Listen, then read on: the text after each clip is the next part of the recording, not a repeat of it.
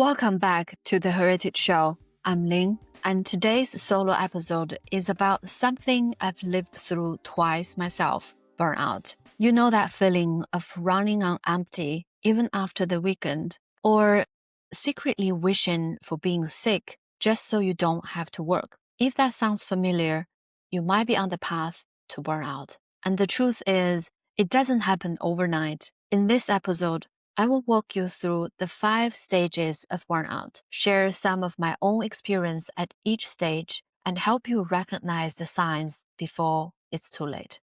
Stage 1. It all starts with the honeymoon phase. Everything feels exciting, you're full of energy, motivated, and ready to conquer the world. I've experienced this myself, working nonstop, still excited at midnight, and thinking this energy meant I was on the right path. But here is a catch. That high energy can mask early stress and set the stage for burnout. Some of the example of stage 1 could look like you might start taking on extra work or skipping breaks, thinking it's a sign of alignment with your purpose, but it's actually the start of a slippery slope. Stage 2 is the onset of stress. You start noticing little signs like trouble with sleeping, irritability, or constant feeling of fatigue. Personally, I felt exhausted after work to the point where all I could do was just turn on Netflix. I couldn't even bother to dance or go work out,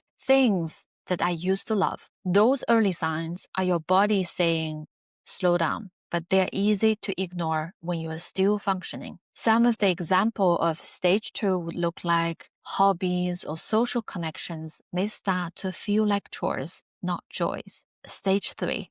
When stress becomes chronic, it's no longer a warning, it becomes a pattern. I've lost interest in jobs and projects I used to feel passionate about. Even though I was on an autopilot and still doing the work, it just felt meaningless.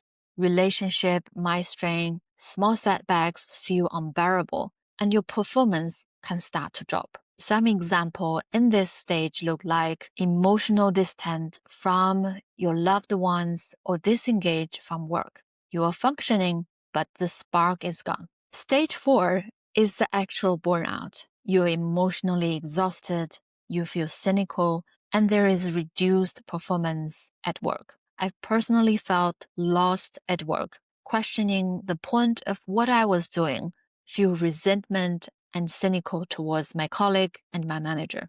This stage that often makes people think they might be at the verge of burnout, but in reality, it's already deep into the process. Some of the examples in this stage look like the burnout already affect your health, relationships, and the sense of purpose. The final stage is habitual burnout. At this stage, energy and motivation is gone. Recovery feels impossible without significant intervention. For instance, I found myself working from home all day without leaving the house, completely consumed by work. Sometimes I could not even wake up in the morning and find strength to crawl to work. This is the late stage of burnout. It's serious, but still preventable if you recognize the signs early. Burnout is a journey, not an instant event.